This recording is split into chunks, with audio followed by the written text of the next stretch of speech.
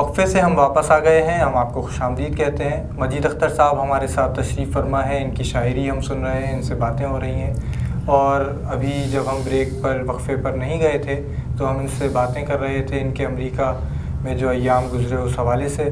ہم آپ سے جو باتیں ہو رہی تھیں امریکہ میں جو آپ کے ایام گزرے, اس میں آپ نے ذکر کیا کہ آپ کا تعلق ان لوگوں سے بھی رہا جو پاکستان اور ہندوستان سے وہاں تشریف لاتے تھے, اور آپ نے ان کی میزبانی کی. اور یہ تجربہ آپ کا کیسا رہا؟ یہ تجربہ بہت اچھا بھی رہا.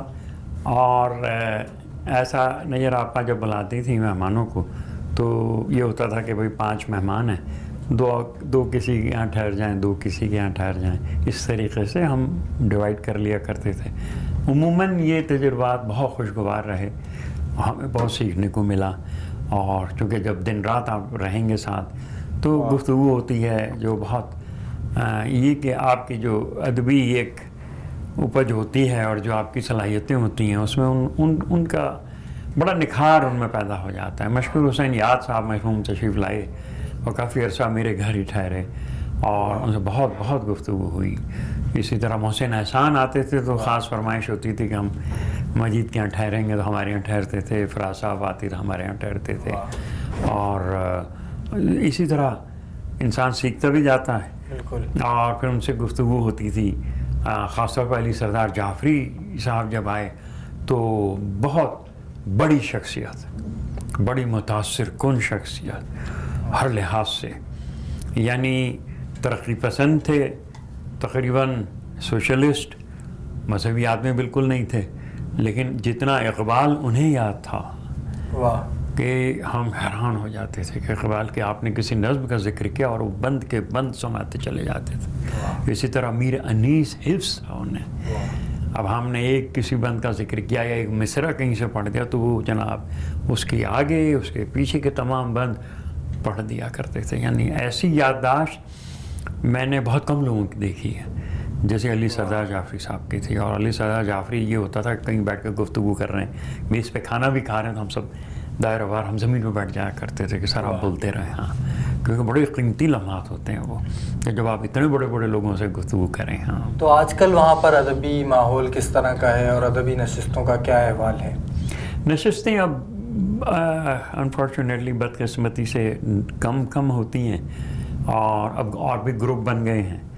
تو جیسی رسہ کشی یہاں ہوتی ہے ویسی وہاں بھی ہوتی ہے. کچھ لوگ جو ہے جلد شہرت پانا چاہتے ہیں, جلدی سے, جیسے یہاں ہوتا ہے کہ جلدی سے سارے کام کر لیں, وہ بھی ایک سلسلہ ہے. سب ہمارے دوست ہیں, ہم سب جگہ آتے جاتے ہیں اور ہم نے ایکٹیولی جو ہے کسی ایک کے ساتھ وابستگی ایسے اختیار نہیں کی. سبھی اپنے اپنے طور پر ادب کی خدمت کر رہے ہیں اور ہم آواز ملا دیتے ہیں. تو ابھی آپ نے ذکر کیا علی سردار جعفری صاحب کا اور آپ نے یہ بھی ذکر کیا کہ وہ ترقی پسند تھے. جی. آپ ادب کا تعلق سماج سے کس طرح دیکھتے ہیں اور اس کو کتنی اہمیت دیتے ہیں؟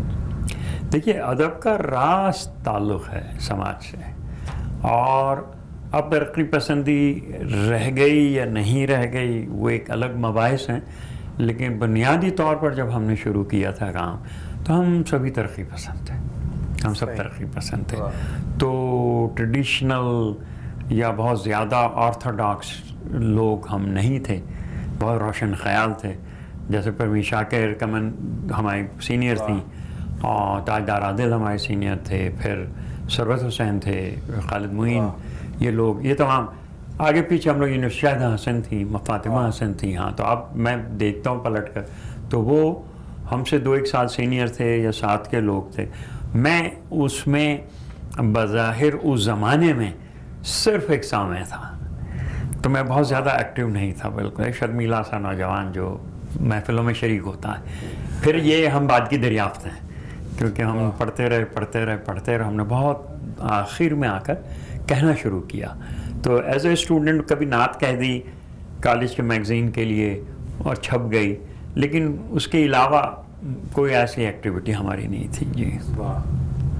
تو آپ نے سماج کو کس طرح کا دیکھا, اور جب آپ نے آنکھ کھولی یا جب آپ اپنے لڑکپن میں تھے اس کے بعد اب آپ کا دور جو زندگی آگے بڑھی تو آپ نے سماج میں کیا تبدیلیاں دیکھی اور اس میں ادب کا کیا کردار دیکھا؟ دیکھیے بات ظاہر ہے کہ میں تو تقریباً جو آپ کی عمر ہے اس زمانے سے باہر ہوں. یعنی میں 74-75 میں میری پوسٹنگ ہو گئی تھی یونائٹڈ بینک میں باہر دبئی میں. تو میں نے ملک چھوڑ دیا. اس کے بعد مختلف جیسا کہ ذکر ہوا کہ میں مختلف ممالک میں رہا. دنیا میں نے کافی دیکھی الحمدللہ کہ میں فار ایسٹ میں بہت رہا اور بہت ٹریول کیا. افریقہ دیکھا, یورپ دیکھا, اب امریکہ, میکسیکو, یہ بھی سارا ہم نے بہت ٹریول کیا. اس سے بھی آدمی سیکھتا ہے. بنیادی طور پر تعلق پاکستان ہی سے رہا تو دل یہاں اٹکا رہتا ہے.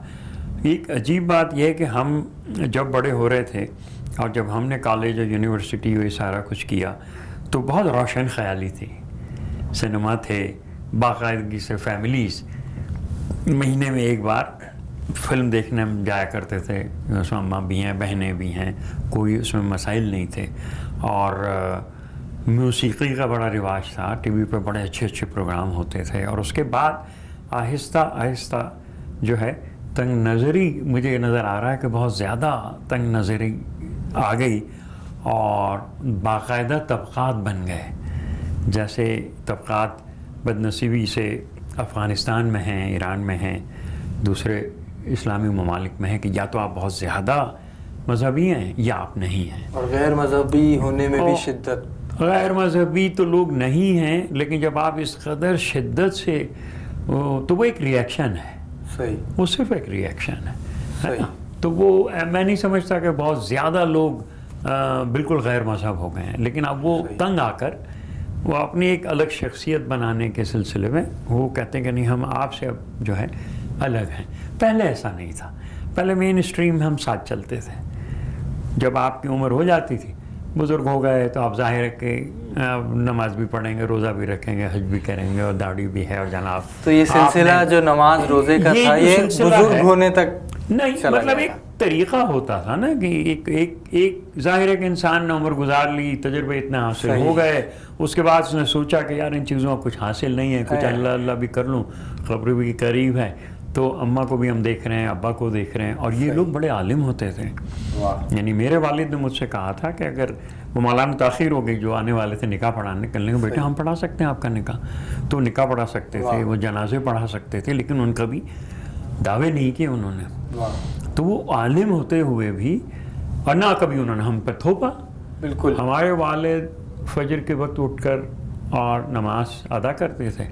اس کے بعد وہ نعت شریف پڑھا کرتے تھے بڑے اچھے لہن میں. بس یہ ان کا شوق تھا, وہیں مصلی پہ بیٹھے ہوئے. اب انہوں نے کبھی ہمیں جھنجھوڑ کے نہیں اٹھایا. اور چھوٹے چھوٹے گھر ہوتے تھے, یعنی یہ ساتھ والے کمرے میں ہم بھی ساتھ ہی بالکنی میں سو رہے ہیں, لیکن اب وہ شرما شرمی میں ہم بھی اٹھ جاتے تھے کہ یار ابا نماز پڑھ رہے ہیں تو پھر چلیں ہم بھی شامل ہو جائیں. یہ طریقے بزرگوں کے جو تھے نا یہ بڑے دیرپا, بڑے با اثر ہمیں. تو اب مجھے معاف کیجیے گا میں اگر ایسا کوئی لفظ استعمال کر لوں کہ اب ذرا لٹھ مار قسم کا طریقہ. اچھا, امریکہ میں آپ نے کیسی سوسائٹی دیکھی, وہاں کا معاشرہ کیسا دیکھا؟ دیکھیے جو ترقی پسند معاشرے ہیں, چاہے وہ تھائی لینڈ ہو, چاہے تائپے ہو, چاہے یورپ کے شہر ہوں, چاہے امریکہ ہو, وہاں مذہب ایک پرسنل افیئر ہے. پرسنل افیئر, اور اس کا بہت رسپیکٹ کرتے ہیں, بہت رسپیکٹ کرتے ہیں. ایک پاؤچ نکل آیا میرے بیگ میں سے جو کسٹم وغیرہ ہوتا تھا اگر, اور اس میں آپ نے حدیث قصہ بھی رکھی ہوئی ہے, کوئی تعویذ بھی رکھا ہوا ہے, اور کلام پاک ہے, وہ پوچھتے ہیں واٹ از دس, آپ نے کہہ دیا دس مائی ریلیجس میٹر, وہ فوراً اسے لپیٹ کے احترام سے کہتے ہیں ایم سوری اگر میں نے کوئی آپ اس کے ساتھ کوئی بدتمیزی کر دی ہے. تو بہت زیادہ احترام کرتے ہیں. صحیح. بہت بہت کھلے دل و دماغ کے لوگ ہیں, اور اب بھی ہیں. سیاسیات اور جو کچھ بھی اب پروپیگنڈا ہوتا ہے وہ ایک الگ صورتحال ہے, لیکن اب بھی بہت رسپیکٹ کرتے ہیں کہ آپ کے جو بلیف ہیں وہ آپ کے ہیں, لیکن وہ آپ کے ہیں نہ وہ آپ کو آئے گا کہ آپ اس کے مذہب میں چلے جائیں, نہ آپ سے یہ ایکسپیکٹ کرتے ہیں کہ آپ اس کا دروازہ کھٹکھٹائیں. تو وہ ایک جیسا میں نے کہا کہ وہ ذاتی عمل ہے آپ کا. صحیح. تو آپ شاعری کو کیا سمجھتے ہیں؟ اکثر شعراء سے جب ہماری بات ہوتی ہے تو وہ کہتے ہیں کہ شاعری ہم اپنے خیالات اور احساسات کے اظہار کے لیے کرتے ہیں. آپ شاعری کیوں کرتے ہیں؟